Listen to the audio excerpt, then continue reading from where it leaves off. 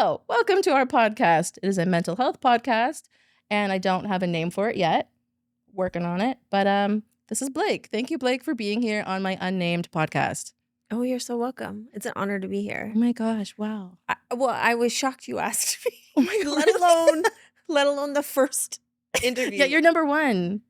I'm literally. not number one. Like, I'm number one on the podcast. I am not number one in things. But Like number one, I'm like, okay, a person I know that I'd feel comfortable with doing this really random thing of a podcast and like studio and microphones. And I was like, Blake, I feel comfy around you. You're mental health branded and a mental health human.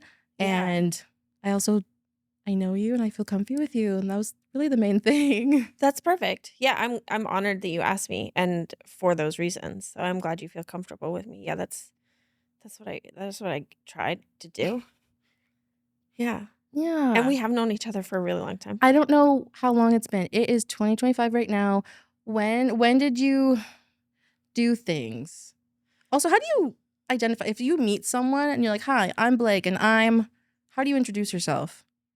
Like, what do you have a title? Because you're also like a very multifaceted human. So I'm like, I don't even know how to define you. Oh, that's good. Like, this is Blake. I don't and want to be put in she- any one little. I know, but then it's hard when you meet people and you're like, hi. I don't know. How do people introduce me? I think people introduce me as like a photographer. Depends what space you're in. Depends upon the space I'm in, I think. People would introduce me as Blake, the photographer, Blake, the dog mom, Blake, the mental health advocate.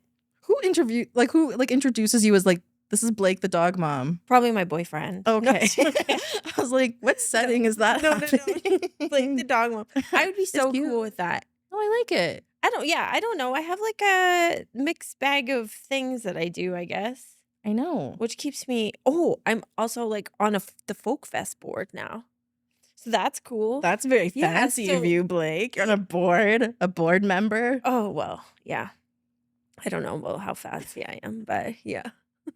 So mental health ish, because I'm trying to think like, okay, like I don't know how to define you because so when I met you, you were very mental health advocate Blake. Yes. I think. What was that, like 2017, 2018 I met you?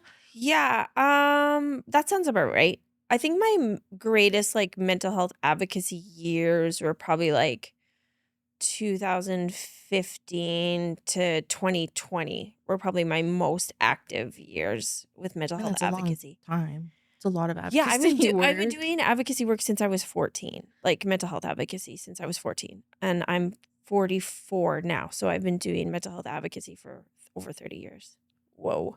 This is why I have my phone on to get my Sephora anti-aging regime.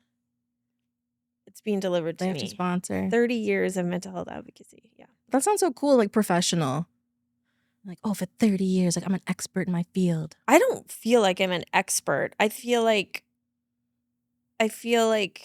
I was the expert of my experience, but I don't Oh my gosh, that's like the perfect way of saying it. Well, I just don't feel like I'm an expert at all. There's so much that I don't know. I just feel like I knew and know my experience really well, and that's the cool thing about people with lived experience is that we are the expert of our experience, and like I feel that, that isn't as valued as much as it should be.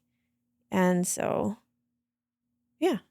Yeah, an interesting thing about lived experience is when I was just starting, I thought like, I have lived experience. I am the expert. And now I'm like, oh, I'm the expert of my experience, but I cannot speak for all other mentally ills around here. And everyone's individual voice should be heard because you can't just speak up for everyone. I mean, as an advocate, I guess we can speak about like the big things, but everyone's individual circumstances still deserve to be like heard. I know. Yeah. I did a lot of speaking engagements, and a lot of the questions, and I would always speak to my experience and my story. And then a lot of the questions at the end of my talks were always like, okay, so what do we do? Like, this is all well and dandy what your experience was, but how do we apply that? Like, how do we improve mental health in the workplace. Like, And that's what they're asking you or you're yeah, asking they them? would ask me that, like, Mm. how do we improve mental health in the workplace? And I just was like, that is such a huge question because that looks different for everyone. It just has to be like a multifaceted approach for everyone. There's not So just like one solution, like, hey, just one do this solution, thing. yeah, we want the easy fix. And I was just like, I'm not the expert here. I'm the expert in my like what happened to me. Yeah. I'm the expert in, yeah, my own personal experience. Yeah, but you're also so connected with the community and different people with lived experience. Like, how did you get into Waby? Like, when did that start? Do we need to go back to Oh, like we need to go 14-year-old Blake so in far order to back. like, you tell So me. far back. Okay, so my mental health journey started at the age of 14. It was 1994, and I was having really, really bad intrusive thoughts, like Mm. the most vile, disturbing intrusive thoughts. And they were causing me to become really, really depressed. And one summer when I was in grade 9, I didn't leave my basement for 2 months. Like I had my bedroom was in the basement, and I didn't leave that room for like the whole summer. So I got really, really mentally ill, and my mom, she had experience with postpartum depression. So I'm so like lucky that my mom had that experience because she was able to say, this is what I think this is. And so she got me to our family doctor, and my family doctor said, "Oh, this really is this is depression and anxiety." It was once I got to see a psychiatrist, it was diagnosed as OCD.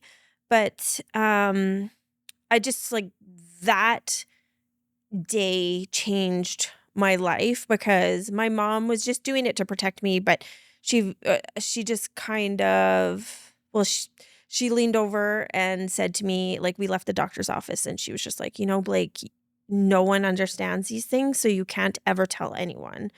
And I don't know, I've always had like a mind for justice and what's right and wrong. Um and so I just was like, well, that makes no sense to me. So I just kind of started telling everybody, and I made it my mission to like bring light to it. And any opportunity I had, like when you're 14 years old in the 90s and there's no such thing as the internet, like your opportunities are pretty limited as to what you can do for advocacy. But it was, doing science presentations on mental illness and doing biology presentations on like the root cause of this particular disorder. That's how I kind of did my What? advocacy. So you never felt that shame? Like your mom literally saying to you, like, you cannot speak about this. And you're like, no, no thanks. Like I how didn't I didn't feel shame. I felt sadness, but I never felt shame because it wasn't something that I had done to myself. oh my God. So the stigma was all inflicted from the outside world. It wasn't something that I kind of felt shame about. So I just kind of told everybody. Like you knew that the intrusive thoughts like weren't you. Like you knew that was something that was like happening to you or No, that I you felt were a lot of shame about the intrusive thoughts for sure.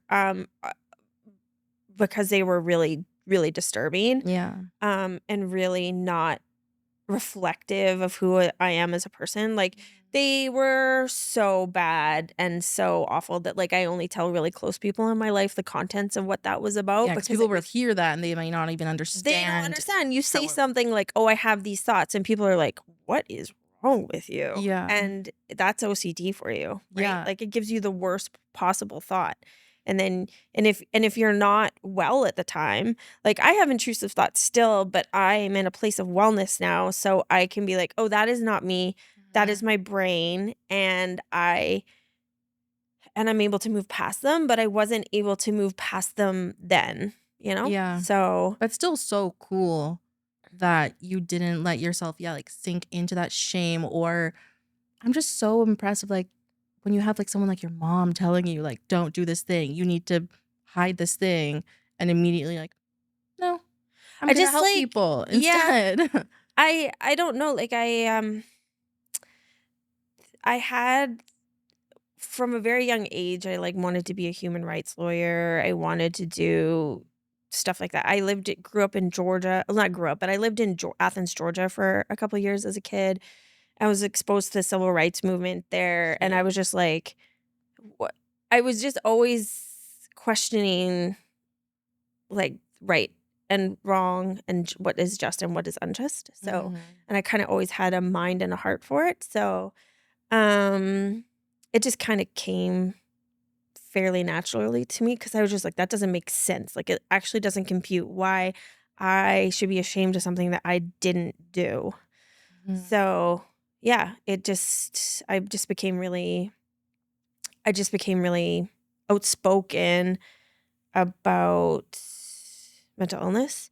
But like, I was a kid in the 90s when literally nobody was talking about See, it. I wasn't So there, so, like, I don't know I was just very situation. alone. I was very Mhm. alone in the experience and really, really, really sick. I was very sick. Could your mom talk to you? 'Cause you said, like, at least your mom understood, like, that, like, depression side? Um, yes. And also, sadly, like, I won't get too much into it but my family went through, like, shortly after I was diagnosed with this stuff, my parents split up and Mm. my mom was out of the home, and so my sister and I were kind of Yeah, yeah.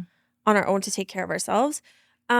So yeah, I sadly didn't have my mom as much Mm. as I needed, but yeah, just two parents trying to do the best they could with the given situation. But so I yeah, really, really, really struggled with my mental health. I was hospitalized multiple times as a youth, um, in the Royal Alex Hospital. My mental health got so bad that, and I was an honors student. Like, I did really well in school. Oh, yeah, yeah. I was like president of my junior high school. I was on like speech and debate teams, and then became so unwell that I actually had to drop out of high school in grade 12. So, yeah, mental illness like really, really impacted my life and was something that I was very, very, very passionate about. And then um one day my dad, um I think it was like kind of at the end of his rope with frustration about how I was doing. And he said, your stepmother and I have been talking, and we're sending you to Nepal to get your head straightened out. So, like, I had this friend who was traveling in Southeast Asia, and he felt like that the appropriate way for me to deal with my sadness would be to get a dose of like people who actually should have Oh, sadness. so it wasn't like, "Go find yourself in No, I don't Nepal." think so. Yeah, I don't think so. I'm gonna ship you off to Nepal so you understand how good you have it here? Really felt like that. I really haven't had a discussion with him about it since, but maybe he would frame it that way, Okay, but yeah. we'll see. But, um, yeah, so I went to Nepal for 2 months. The day before I left for Nepal, my boyfriend at the time taught me how to use this old film camera that I had. I had never taken photos before, but I always felt like I had this creative outlet that needed to be expressed. And I had this feeling, like this inkling that it was photography. So I was in Nepal, trekking in the Himalayas, and started taking these photos, and it changed my life. Photography changed my life because it was the first time in my life that I was able to make my brain quiet. You know what I mean? Because, like, Oh my god. it was like the first mindful activity. Mm. I was able to like really focus on what I was photographing and not photograph what was going on. Like, I wasn't focusing on what was going on in Yeah, my head. yeah. So I just focused on what I was photographing. And it was the most euphoric feeling because I was just like, oh my gosh, for like this moment, I'm not mentally ill. So I just fell in love with photography. And while I was in Nepal, like started, I was photographing everything. And while I was in the Himalayas, I was taking a photo of this young boy, and I had this thought, like, wouldn't it be cool if I take photos of people with mental illnesses and share their stories? And that was probably 1999, 2000. So internet was just like becoming a So, like, the thing. whole, like, Humans of New York thing, like, wasn't a thing. No, this was like no, no. Like, And started it. yeah, so I was like, one day I'm gonna take photos of people with mental illnesses and share their stories. And it just was something that always was with me, this idea. And then, like you, um, when you have anxiety and are a perfectionist, you never start things because you they're so big and beautiful in your head, and then you just kinda never Like, start I it. don't wanna do it because 'cause I'm gonna fuck it up in real life. I just Exactly. swore, but I'm not supposed to. It's okay. It's okay, it's fine. Okay, great. Yeah. Keep going. Um, so, I just, like, never did it. Never ever did it, and then, um, when Robin Williams died by suicide. Robin Williams was one of my heroes because in the 1990s, when you're diagnosed with mental illness, you can't go to the internet and be like, "Doo, doo, doo, who has these illnesses?" Da, da, da, da. Mhm. So, I would go to the libraries and like look for famous people with mental illnesses, so I felt less alone. And Robin Williams was a person with a mental illness, and I just, like, really admired him because he gave the world such joy even though he had a mental illness. And so when he died by suicide, like, a piece of me died, like, I still What year struck. was that? I think it was 2014. Wow. August 11th, 2014, I believe. Um, and so but I believe that his death was like a watershed moment for the mental health movement we see today because Mhm. people were like so shaken up by his death that people Mhm. were just like finally telling the world that had a mental illness. And it was the saddest but most beautiful thing I had ever witnessed. And I was like, this is the time. Like, I got to do this project. So I finally started it slowly but surely. And then a friend of mine, Nancy Critchley, she introduced me to the executive director of the Canadian Mental Health Association at the time. Her name is Ione Shelbourne. And Nancy was like, you two need to meet. Um, Blake is wanting to do these photos. And Ione was like, cool. Do you want to like s- do mental health awareness week, Canadian Mental Health Awareness Week? And I was like, sure, that sounds great. So interviewed and photographed like I think 60 to 70 people and got this show ready. And we had a show at the Art Gallery of Wait, how Alberta. did you find these people? Like, at a time where, people are still, not talking about it as much as they are now, and I just put calls out on Facebook Mm. is really just like who is willing to be a part of this project. And they kind of all came from my own network. Mm. Um and so I just started photographing these people. And then we had this big show at the Art Gallery of Alberta that was just it was incredible. Like there was a couple of folks there who had never told their family but brought their family to the show and then told them at the show. Yeah. Yeah, there was one Wow. girl who actually ended up doing a speech at the event who had never told her family that she struggled with mental illness, and then her poster, like, her photo was there, her story was there, and she did a speech. Yeah. That is Yeah, there were huge. people, like, with their poster like, their big picture and their story just crying with their family and hugging. It was, like, the most incredible event. And I needed a show. I needed a name for the show. And I was like walking in the river valley and I started to hear this voice in my head that was like, I believe in you.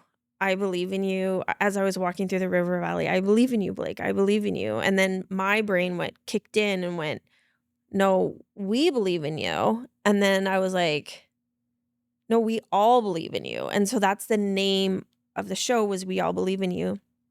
And it was, yeah, photographing people to shed a light, to create hope for folks who have mental health issues.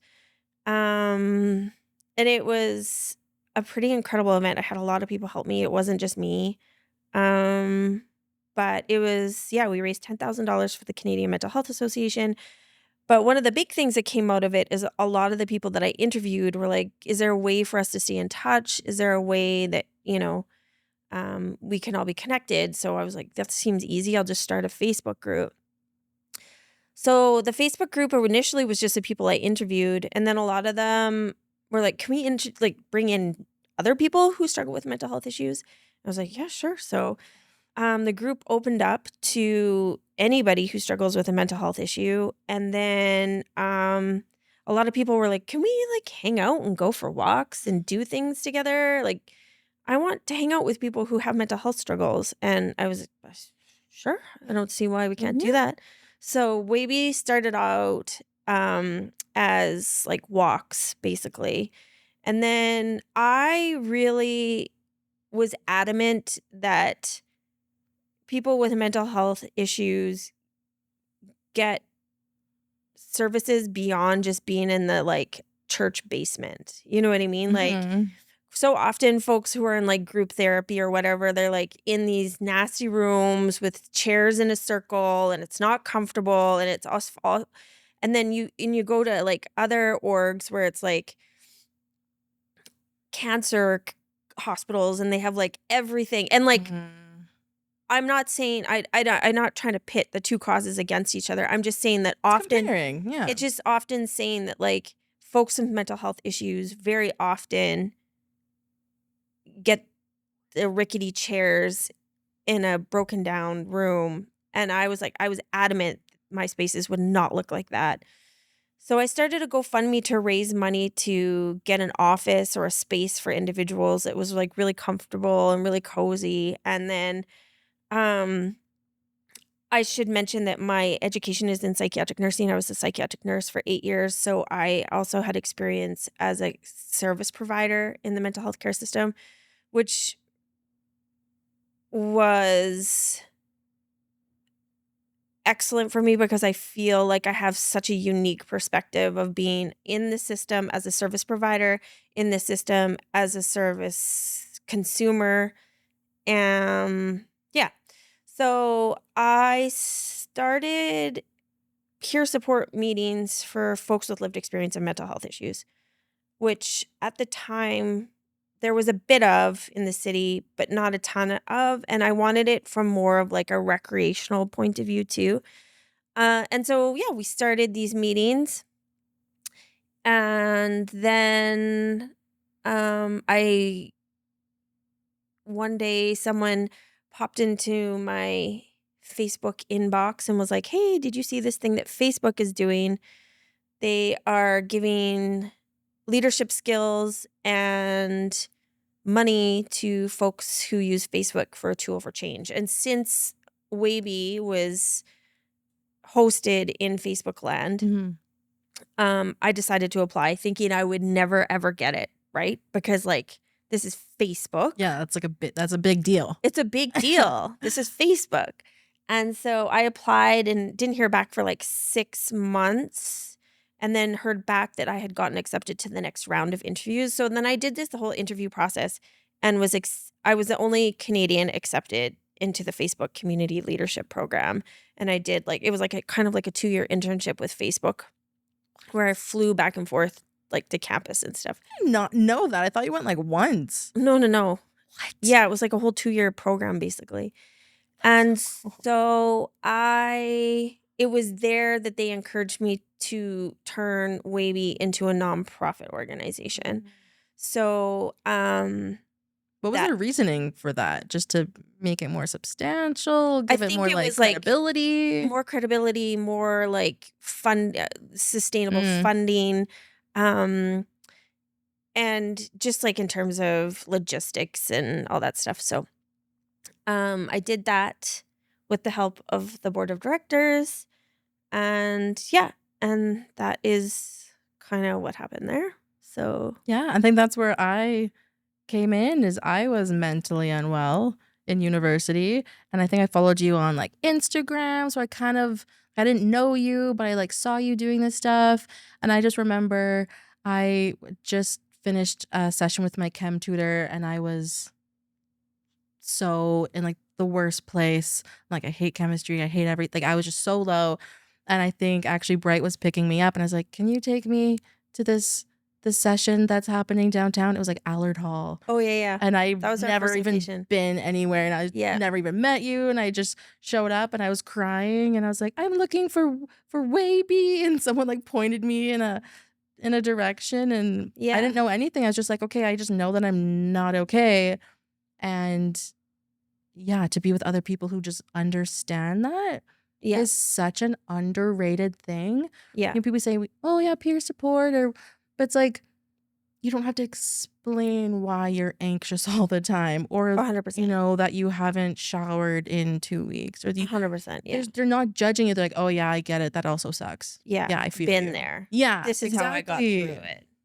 There's something so, so, so valuable about that kind of care that Mhm. just didn't really exist. And all of it kind of the whole thing kind of naturally evolved and just went down this path that like I don't think I know I was not ready for, but I just was like, okay, this is the next step. And yeah, it was a lot. And it was a lot. It Like was a lot. it was a lot.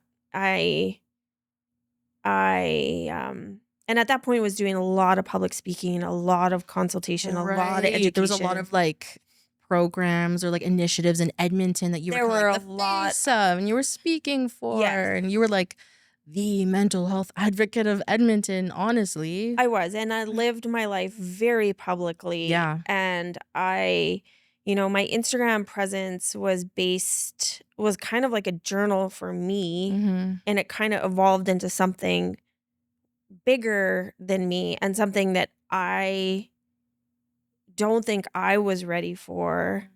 And um yeah, there was positives to it and there were sure a lot of negatives to it. And so yeah, that's kind of the journey of the like major years that I was really really Yeah, active yeah, because I I feel like really really that's wanted to help people. yeah. Um yeah. No, and that like, so I understand, like, that journey, and I feel like that's where I kind of lost you. I feel like that's where I cut off. I think it was we moved to a new location and I was either anxious about or I just couldn't line myself up. So then I think I kind of drifted away at that time where I was in university trying to deal with my own shit. And then I feel like we kind of lost touch. So what and then what's happening with Waby? Yeah, so What I happened? I left Waby and handed I left Waby. Mm, I was the executive director and I left during COVID mm, because I felt like I didn't have enough experience. I didn't feel like I was an effective enough like I didn't know what I was doing. I wanted to know what I was doing but also didn't have the capacity at the time. I had some really difficult years from like 2019 to just a couple years ago. mhm. Really, really big life shifts. And I think that I needed to focus on my own healing and go through a lot of stuff. Mhm. And I left the org, left it in the hands of the board and left it and gave it to a new executive director. And then they shut it down a year after. Yeah. What? Yeah. Why? I mean, I don't know what you can talk about, but, like I don't know, like, starting a nonprofit is not for the faint of heart. It's really, really not. It's a ton of work. And when I left. Like, not in Mm, not bad poor like, bad terms or anything. I was just like, totally. I am done, and I didn't really look back at that time, and that was good for me. I felt like you I needed, like, separation, otherwise you're like, how could you be like, yeah, like, you're half in it. I don't know, you gotta Yeah, be I like, never really, like, looked back to see what was going on. I "Wow." I just left, and I needed to just leave. So, Was that hard, or at that time you were like, "I'm so done. I'm so at this point that I cannot, like, continue," so it felt maybe okay stepping away? it was a mixed bag of emotions, like, feeling like I had failed was a Yeah. huge one. Um, Feeling like I had failed, was probably the biggest emotion that I felt. A feeling of exhaustion was another emotion I really felt.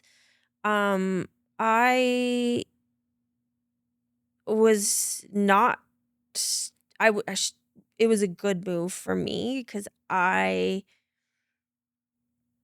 was not my best Blake from about Mm. 2019 to 2003, And that's great that you can 4, so recognize that though and be like, "Okay, like, that wasn't the best for me." I love that I wasn't the best Blake, no, I was you know? not. I wasn't, and it was just, like, the right decision for me. I knew it was the right decision, but that's still, like, you know, as we used to say in Wavy all the time, multiple things can be true at the same Oh my time, you know? And yeah. it's not a but, it's an and, you know? We used to say that all the Nuance. time. Yeah. And, yeah, multiple things being true, it was sad, uh, full of shame, and the right choice. And can you look back on it now?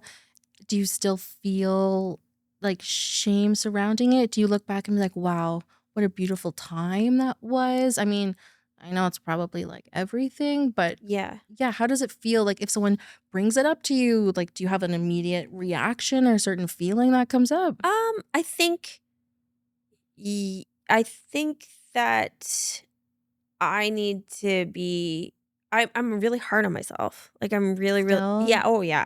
Hmm. Still hard on myself, and, I do value like, I ran into someone in a pub recently who said that the it Weibo saved his life, Wow. and I've heard that from other people that it saved their lives, and so I try to remember those, but, like, of course, I'm human, and I look back at that time when I think about it or someone brings it up, I'm like, "Okay," like, "Oh." So, I Yeah. did try my best. I had no idea what I was doing. Literally no You also idea. didn't sign up for it. You were I just, did like, not being sign up alive and doing I your did not sign up thing. for it. I felt like that was the path of it, and I was just on the path of it and trying to do the best for the people around me, and, like, did I mess up? Oh god, yes. But, like, I don't know, I was trying. I was Yeah. trying, and a lot of people don't try.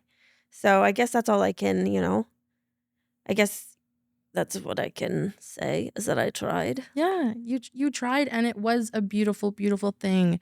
And it just brings up all these feelings of, okay, like when you're mentally ill yourself, but then you're trying to like save the world or help other people, but then you overexert yourself or you're in situations that hurt your own mental health. Like, how do you Oh, balance I didn't balance it. this? Yeah, I didn't balance it, and I didn't know what I was signing up for. I had no idea. Like, I just thought that I was gonna like and people don't talk about what the pressure of being like a quote unquote mental health influencer is. Like, I just thought I was putting my story out into the world. I Mhm. just thought like I was, it was a therapeutic thing for me to make posts about what I was going through. Like, I would post a photo and then write a big long blurb, and, like, Mhm. it was probably more for me than it was like, yes, I wanted to help people, but when it initially started, it was just like, I just need to work through this thing and this feeling that I'm having. Mhm. It became like a journal for me because I'm such a visual person, so when Instagram came out, I was just like, like and it was like therapeutic for me, and I also wanted to help people, but I had no idea that I was, like, signing up to become a mental health influencer. Um, Yeah. I wanted to make a difference in the world. I've always felt like I wanted to change the world to make it better, but, like, I don't know, it's a lot of pressure, and I am just a person, and I swear I was you know how, like, Instagram like, if someone messages you that you don't know and that puts it in, like, a requests folder. Mhm. I was going through my requests folder, I swear this was, like, 6 to 8 months ago, and I was just, like, clearing things out, okay? And I swear there was, like, a secret box. This is gonna freak you out. This is gonna freak you out An so much. extra secret An box. extra secret box, it was just full of people being like, "Hey, I'm suicidal right now. What do I do?" And, like, I never answered those messages. And Oh, no.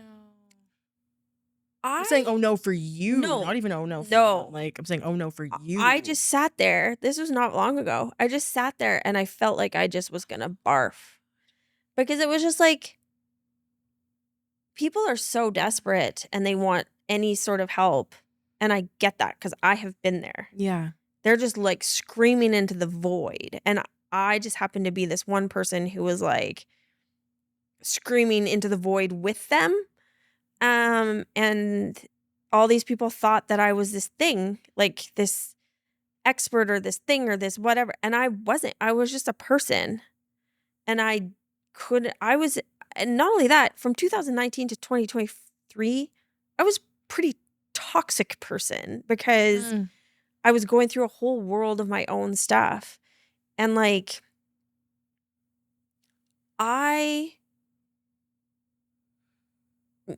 I that's a lot to put on one person. A lot to put on That's one a lot, person. and it's, like, especially, like, you were in this position because of your mental health. I feel like people even forget that, like, yeah, you have the spotlight on you, and you're still a person, like, living with mental illness and, like, or challenges.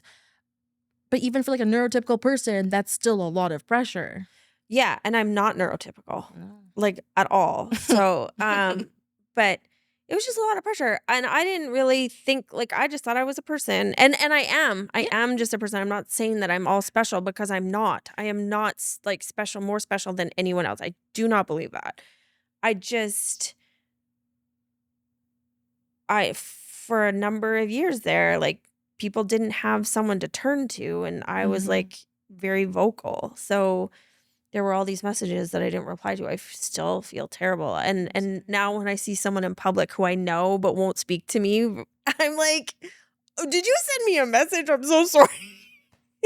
You're like, "Oh, which people was that you? I'm so It's just, like, sorry." Edmonton is very small, so, yeah. So, what about now? Now that you've kind of stepped back from the limelight of like, you made your Instagram private, Yeah, right? And you stepped back from my Weibo. old advocacy Instagram is just photography. I took all my mental health stuff down You took it down? for a Did you number of save it reasons. in, like, It's a archived okay, for a okay, okay. number of reasons. Number 1, I re-entered the dating world after 16 years of being in a relationship. Trust and believe that, like, I did not want that stuff out there, and the number of times someone would match with me and then we would chit chat and then they would just unmatch me. I was convinced they're just Googling me and they found out that this girl has a mental illness and they're out. So I got rid of it for that reason. I got rid of it because I was taking a hard step back from mental health advocacy so I could focus on my own self. Yeah. Um and yeah, and I just wanted to I don't live my life like that anymore. I don't live my life that publicly. Like I have my private Instagram that has gotten bigger than I thought it was I was like, "It's just gonna be my absolute closest friends." But, it's gotten a little bit bigger than that, but it's not a place where I post about my mental health journey as much anymore. It's more about dogs and boys and Which, I mean, people love. Everyone loves it. So, how does that feel for you in terms of your own advocacy, your own journey of even since you were 14, you've been, like, very vocal and then seeing how things have shifted, like, okay, like, I also need to take care of myself, and you're still obviously helping so many people just in different ways. It's not so, as you said, not so public. Like maybe it's through like harm reduction work or Yeah, I my don't life know. really shifted when I started doing harm reduction work, and my views on mental health, my views on psychiatry, my views on a lot of things really shifted when I started doing harm reduction.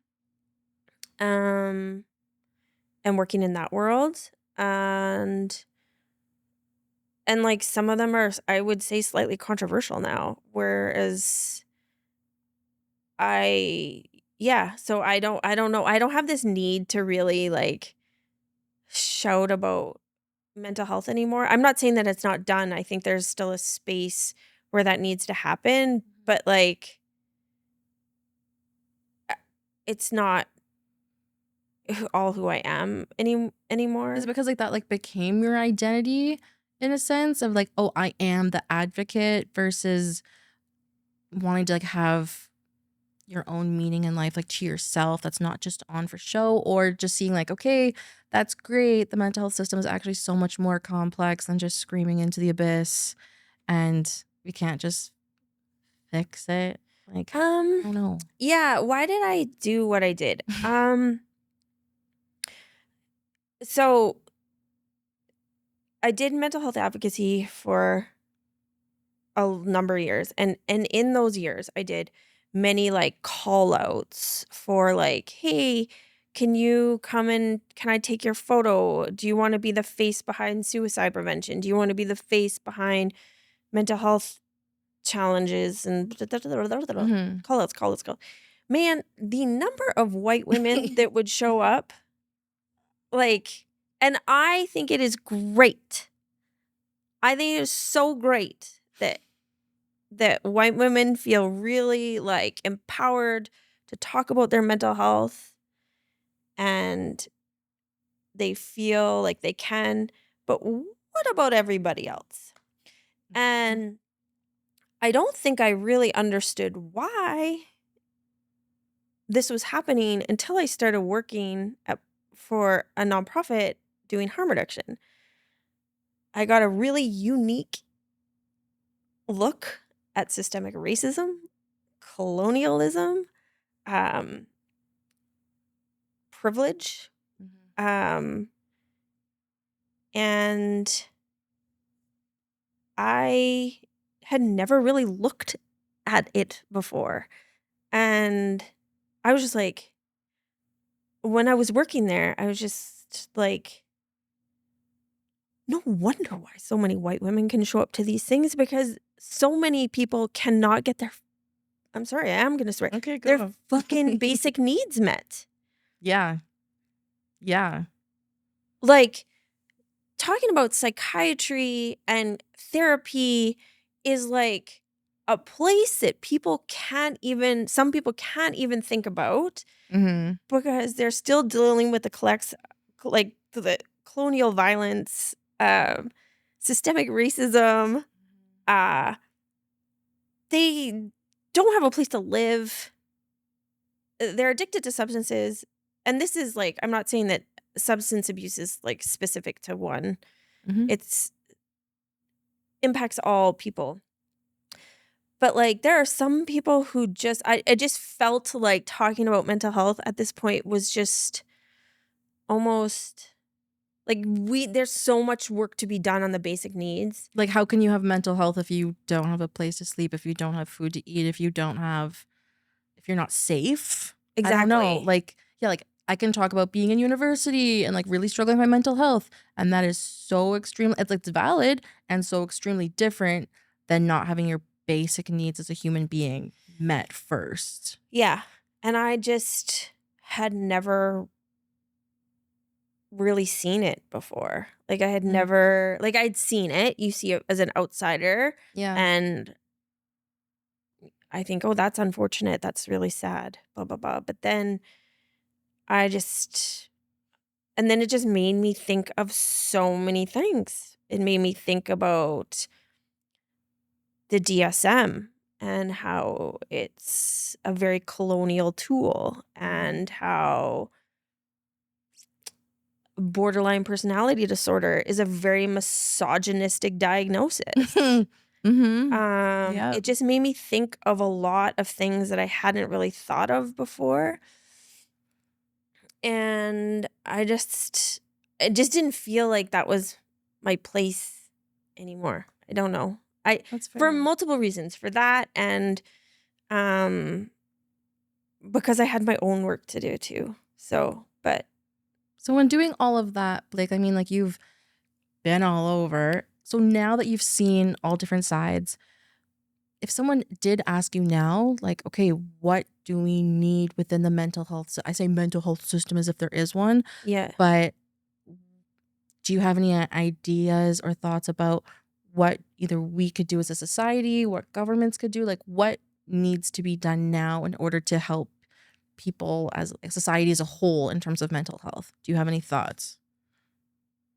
Um oh my gosh, so many, but like where does one start? I think our current government is not conducive to healing, first of all. Um like current provincial government. Mhm. Um I don't know, there's so much like deep work, like deep colonial work. There's so like it's so big. It's Oh, so yeah, so like big. the big stuff. But like if there's one thing that I think that could really make a difference, a real shift, is like I really believe in the power. I still believe in the power of peer support. Like Mm. still believe in it. And um because the fact of the matter is that wait times are not getting any better. Mhm. Uh care is not like care within the biomedical system is not getting any better. I'm not sure that it entirely will get better. There are so many changes that need to happen within there. Um, destigmatization within that, like, I'm not even really concerned so much about destigmatization with the general population because I Mhm. feel like a lot of good work is being done there. I think a lot of the destigmatization has to come within the mental health care system itself. Mm. So Do you mean we're like a clinical setting when you say like mental health care system? Do you mean like nonprofit work? like the clinical Yeah, system, the okay. biomedical system. I think that, um, but yeah, I think that a lot of work needs to be done in those places. But yeah, peer support is something that I just really, really believe in. I think is very healing, very, very healing. I think that it, and it needs to be like tailored in terms of like specific groups, in terms of like s- specific like cultures and identities doing peer support work for themselves. Mhm. Like with various intersectionalities. So it's not 100%. just the white women not being able to understand someone with like less privilege than them who's experiencing, as you said, like systemic racism. Right, creating safe peer support spaces for folks with mental health and struggles is essential to healing, I think. And I think it's important that that indigenous folks, they have a safe space for themselves. Like I do believe that things should cross over too, but I do believe that like a lot of healing comes from, sharing like experiences. So, um yeah, other groups have their safe spaces too. But yeah, I think that was it was one of the biggest things that will make the largest impact, really. And like it's something that can be done like now, right? Oh, You're it's not waiting for the government to implement something to it's like, okay, that's something we can do, we can work on now at all different levels. I think that's so but you powerful. can put a peer system in basically anything. Mhm. So I think it is just so essential to just have that relationality and be like, "Oh, I went through that," or "This is Yeah. what helped me." And so Yeah, knowing you're not alone. knowing you're not alone. Yeah. Listen, like every single time I did any sort of mental health project, every single person said, "I feel so alone and I feel so isolated and no one understands me." So, um I just felt, yeah, so just being able to hear someone else say, "Oh, I've been through that. It's gonna be okay," Yeah. is just so healing. I am not at all saying the biomedical system doesn't have a place. It absolutely does. Yeah. And a lot of people get a lot of relief out of going, "Oh, this is what I have. That makes so much sense. I can take this medication." I think that there's so I don't much think you're negating it yeah. at all. I I think think there's it's so much value in yeah. that. But we're seeing time and time again that wait lists, we're not feeling like we connect with our doctors, that stuff, that's a part of it. And I think that there's this whole other system that really is where the healing Yeah, happens. within your community, right? Yeah. I've always been such a believer in community. Yeah, So you have. And I really appreciate even just having these conversations because I know people saying, "Oh, yeah, we're cool with mental health now. Mental health matters." But getting into it of like, "Hey, here's the systems that aren't working and here's how people are falling through the cracks." I think that is still so important to see both sides. And I just appreciate your voice, even if you're not, screaming into the abyss maybe anymore, or if yeah, I you're don't know. It's just like for me, I kind of just want like a nice quiet life now. I think that sounds I nice. want to still like make a different like make the world a slightly better place, And but you are. oh thanks to my dogs.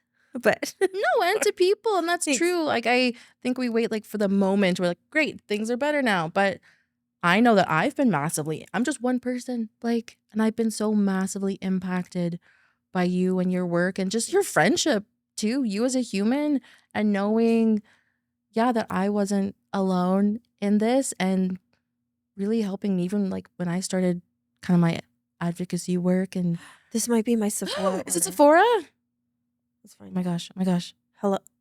Hello? But I'm glad your Sephora made it safe and sound. Oh man. Blake. This last hip surgery has really aged me. So, Aging's a whole other thing we'll have to talk about. I'm having an existential crisis. oh me too. I'm 44 now and I'm like, I feel like I've done nothing. Okay, well, we literally just established that that's not true. I will but play this still, back I for you and need be like, therapy. look at all these. Therapy's good. Therapy is good. Oh, therapy's great. It's not. I used to think therapy was everything. I'm learning that it's not. It's just like one component. And I know we have to wrap this up because I can talk to you literally forever, and I will. I'm gonna have you on here again if you're willing to. I would love to come back. Yeah, there's so much to talk about. I know. That's the thing. I'm Like, like, what what? happened in those lost 5 years where I just fell off the radar? We'll find out next time On your other on the podcast, next episode. Cringy. On the other more chaotic episode. I feel like those 5 years are more suited for that bug. Okay, well, this is to hype you. If you want to go the other podcast called Cringy, you'll see Blake there Probably. at some point. Yeah. But thank you again for like Oh, getting your butt all the way down here my to pleasure. talk to me and hang out for a little bit. Oh, it's my honor. It's my honor. Thanks, Blake. Oh, you're so welcome. I love that you call me Blake. I think I've done that for years and I don't know why, and I hope it's okay. I love it. Okay, I love great. It. Only you does that, and I love it. So, thank you so much for having me. Yeah, thanks, friend. Oh, you're so welcome.